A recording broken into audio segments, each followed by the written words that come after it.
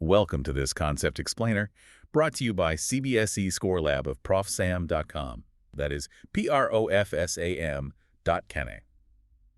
Today, we are undertaking a deep dive into motional electromotive force, a really critical concept from Unit 6, electromagnetic induction. And our mission, as always, is to explain this topic so clearly that you can understand the working principle immediately and, of course, secure full marks in the examination. Okay, so let's start this off with a simple, almost magical question, just for you. Imagine you have a long metal wire, a straight conductor, Yeah. and you just drop it, letting it fall through a very strong fixed magnetic field. Okay, so there's no battery connected anywhere. Nothing. No battery, no current to begin with. The field is constant. Right. And the wire, is it just falling? Exactly. Now, my question is this.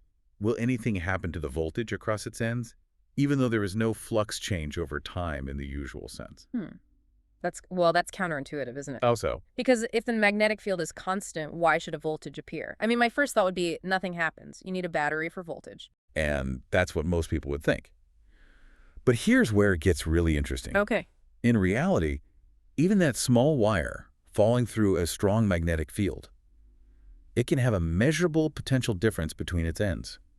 Wait, really? Just from falling? Yes. This phenomenon is what we call motional EMF.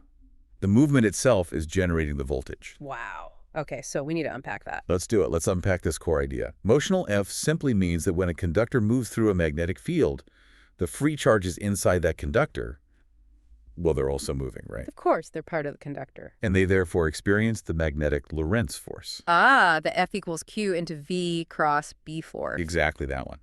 This force separates the positive and negative charges, creating a potential difference, or an F. Okay, that's starting to make sense. Think of it using an analogy. Let's say the charges in that moving conductor are like passengers on a bus. A bus, okay. And the bus is crossing a huge, invisible river of wind. It's a very strong wind. This river of wind is our magnetic field. So as the bus moves, the wind, it pushes the passengers. Precisely. The wind, which is the magnetic field, pushes the passengers or charges sideways. It causes them to pile up at one end of the bus. Which is one end of the conductor. Yes. Yeah. That piling up, that's your voltage. So the movement itself is acting like a battery by pushing the charges apart. Exactly. You've got it. This concept exists specifically to explain induction, where the geometry is changing, like a sliding rod.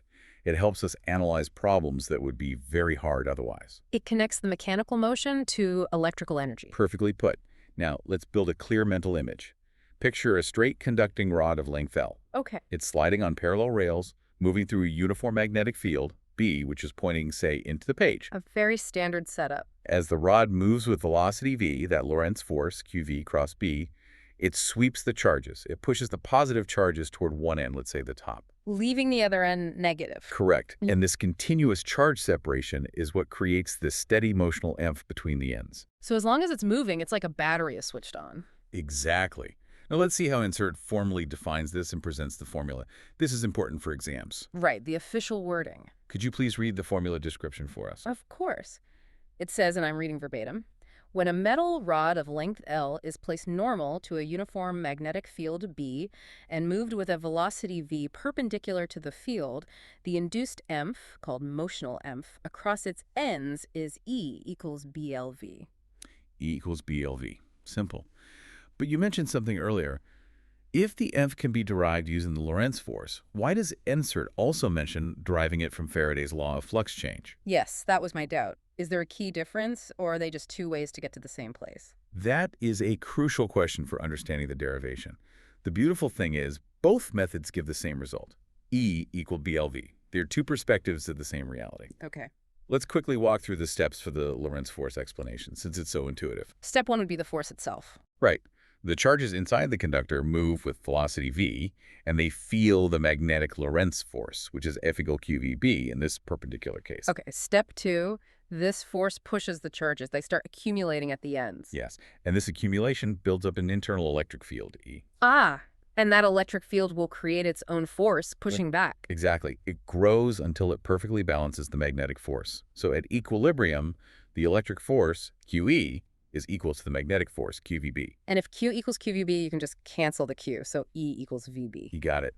And since potential difference, or MF, is just the work done per unit charge, which is the electric field times the length. L, the resulting EMP, is simply E times L. So if E is VB, then the EMP is VB times L, or BLV. BLV. It drives straight from the force on a single chart. It's quite elegant. It really is. But the genius here is that we can also derive this same formula using Faraday's flux change concept. This is for the case with the rails, right? The PQRS circuit. Correct.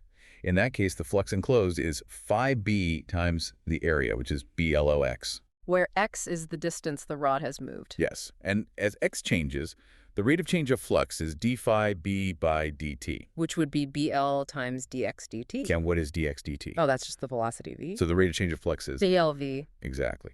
So Faraday's law also gives us BLV. The two approaches are perfectly consistent. That's actually very satisfying to see. Hope everything is clear so far. This concept explainer is from ProfSam.com. That is ProfSam.com. Let's try a minimal worked example just to lock it in. Good idea. Suppose you have a rod of length 0.5 meters. Okay, L is 0.5. It's moving at 4 meters per second, V, say L. perpendicular to a uniform magnetic field of 0.3 Tesla. B is 0.3. So you, the listener, quickly calculate the EMF. It's just B times LG, That would be 0.3 times 0.5 times 4. which is 0.6. 0.6 volts, that's it. Simple as that. Now, if this circuit has a total resistance of, say, 2 ohms, what would the induced current be? Oh, that's just Ohm's law. Current I would be EMF over R. So 0.6 volts divided by 2 So ohms. it's 0.3 amperes. C. Very straightforward. And looking ahead, this idea of motional EMF, it's not just for straight rods. It is the fundamental principle that underpins how mechanical energy is converted into electrical energy in all our large-scale devices. You mean like generators and power plants? Exactly. Specifically, it unlocks the understanding of rotating coils in AC generators. That's the next big application of this. Okay, that makes sense. Now, for the most important part, maybe, the silent killers. The things that lose narcs unnecessarily. The common mistakes. The number one wrong idea is that many students think that motional EMF always requires the magnetic field B, the velocity V, and the rod length L to be exactly perpendicular to each other. Because the formula is just EBLV. Yes, that's WHY students think this, because EBLV is the simplified formula for the perpendicular case that is taught first. So what's the correct idea then? The correct idea is that EMF is only induced by the component of velocity that is perpendicular to both the field and the rod's length. Ah, so it's about components. It's all about the components. If V or L is parallel to B, the EMF will be 0.